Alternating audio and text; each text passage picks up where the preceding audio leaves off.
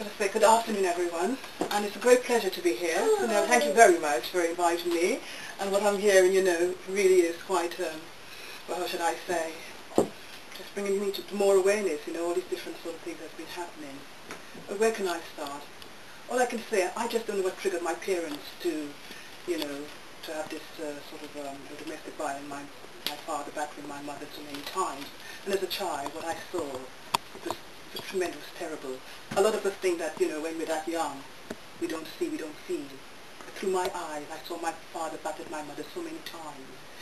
My ears, I heard strident voices all day long. In my heart, I felt all the emotional pain.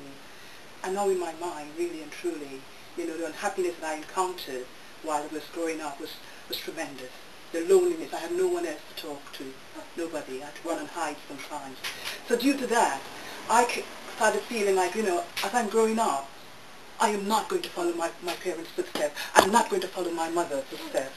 But unknown to me, guess what? It happened. Because there was a sort of a pattern unknown to us that we carry. And it does happen. I don't know what sort of create that sort of pattern. I really don't know. But I'm trying my best to find out. So as I was growing up, I kept saying, no, I'm not going to do it. But guess what? It happened. It happened with my ex-partners. If I swell a bit, it's because it's sort of when I'm speaking, it's still there. I mean, I'm healing myself just by sharing with you all, but it still does put a lump in me. So my voice might get quite emotional. You might hear me sort of like, I have to take a breath because as I'm talking, I'm actually, in that path there. So do bear with me a second, okay? Thank you. Well, yes, what happened to me, my ex-partner, I met very, very nice, and things like that, just at the beginning, really nice. And I guess too, I was at a very vulnerable stage. Sometimes, unknown to us, certain things happen in our life, and someone come with open arms, all this loving, but oh yes, that's what you want, and that's what happened to me.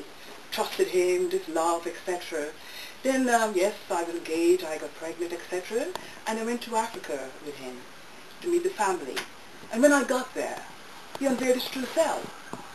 He really showed his truth. While he was here, he was a different sort of person, But I did see certain things before, but my eyes and my heart perhaps were not wide open. But now, because I have no one but him there, he unveiled his true self. I was about 30 weeks pregnant. And while I was over there, and I had shipped quite a lot of things there, I was a very successful woman in publishing. I used to work for Black Hair and Beauty, Chic Magazine, travel a lot, America. I'm also American, dual nationality. So he came into my life, seeing all this abundance of things in my life, I guess. And as I said, I did not really know that's what he was after. So when I got to Africa, and the things that I shipped weren't there, I questioned him one day. I said, where are they? Now, because I spoke, I'm in his territory, I spoke. He smacked me in my face. I mean, that was like, hey, I was taken back. So what happened there when he did that to me? I think I remember my father doing the same thing to my mother. And I guess what happened to me there, I struck back. I hit him back. Because I guess what it was, all what I felt inside about my father hitting my mom, I did that. I hit him back. It was like I was hitting my father. So as I did that, it was like something just happened. He just sort of said he was going to kill me. And again, I am still feeling this anger and all this emotion from it's my father again. Like I'm seeing my father do this to my mom. So when he said he's going to kill me, I just sort of stood up. I said, well, go ahead and kill me. What are you waiting for? So I guess what happened there, when he saw me speaking back to him, it shocked him because, a lot of women would just shriek and cry and perhaps go in a corner and hide and things like that. But I did not. I stood up and I just confronted him. I said, well, you know what's happening here? If you want to kill me, go ahead. But the child that I'm carrying in my womb right now is feeling that pain. Because as I said, when the person goes through that, they're feeling it. And I don't know what happened. I just hit him very hard, hit him very hard. And due to that, he said to me, if you don't apologize, I'm going to kill you. By midnight, I'm going to kill you. So there I am in this strange country, have no one, I don't speak their language, I have no idea where I was. All I remember, I was with myself, Yes, my thoughts were saying, yes, go and switch my life off, obviously. I did think of that. But all I remember was going into another room all by myself and looking at myself in the mirror. And I'm crying. And I'm saying, I have to come out of this. I don't know how I'm going to do it. I'm not going to blame anyone but myself. I'm the one who made the decision to come here. But there is some way I am going to come out of this. And I'm going to show him. I am going to survive. Midnight came. He started torturing me, punching me, kicking me. Even held my breast, because when you are pregnant and I had to get on my knees and apologize. So there was one horrific part of my life. Each time I say it, I can still remember all the scenes there. So that's what happened to me while I was in Africa, not knowing anyone. So this occurred, and all I can remember, the next couple of days, I was there by myself. I became very, very ill while I was over there.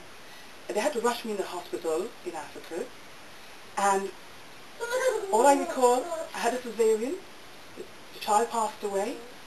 And all I was thinking is, how am I going to come out of that country? What is it I'm going to do? He came around me a couple of times, and I've been, as I say, he patted me in the hospital. Yes. The doctor who was there really wanted to, do something with him. But what happened, how I managed to come out of there, ladies and gentlemen, up to now, it's really unbelievable. The doctor got in touch with my family in America. And through my brother-in-law, who was a sergeant major in the army, they got me out because I was more like a hostage over there. I'm telling you, ladies and gentlemen, I can't remember going out. I just, it's still like a blankness in my life at the moment. But it's all coming back as I'm talking about it. So this is what occurred with me with this my ex-partner. But I look at it now, the reason why I was struck down like that, because I'm telling you, if I was alive and walking with my feet, I would not be here today. I would have been dead. Because I would not stand for that. Because of what I saw my mother doing. If I was managed to have all my physical, everything, I know I might have switched his life off, or he probably would switch my life off. I knew it. So this is the reason why I can see now today why I had to be, I was ill. I became ill. Because know what I am doing, ladies and gentlemen? I am standing up there in front of audience talking about these things. I am now becoming a motivational speaker, campaigner to help empower women like myself to get up, seek help, and to start their life all over again, rebuild their life. That is what I am doing, and I'm telling you. So you see sometimes what we have to go through in our life in order to do what we're doing today? That is what happened to me. I mean, there is so much more to my story. I had cancer, I had a brain tumor.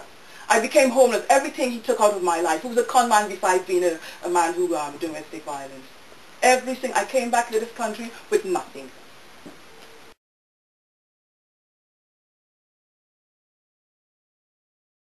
There are so many people out there who need help. And that's why I've been through what I've been through to help them. I even had a partner to, try to, again, another guy came into my life. And it's the same thing, nothing too physically, but he tried to take my life also. He was an alcoholic, and, so there's all these sort of things. You see the patterns, all these sort of things that I experienced also. And he tried to kill himself, take me with him while we were driving in a car, because whatever was going on in his mind, he tried to take my life also. So it's all these other things I've encountered in my life to realize, no, we just have to sometimes be very strong and stand up and say, you know something, we have to go forth with our life. We have to live our life. And this is what I am doing at the moment. I'm rebuilding myself, and I'm so happy the things that I am doing at the moment. Really, really am. So what more can I say? Anything else? Can I share any more, can I? But there's so much for us to go forward with in life. So all I can say is thank you very much. Okay.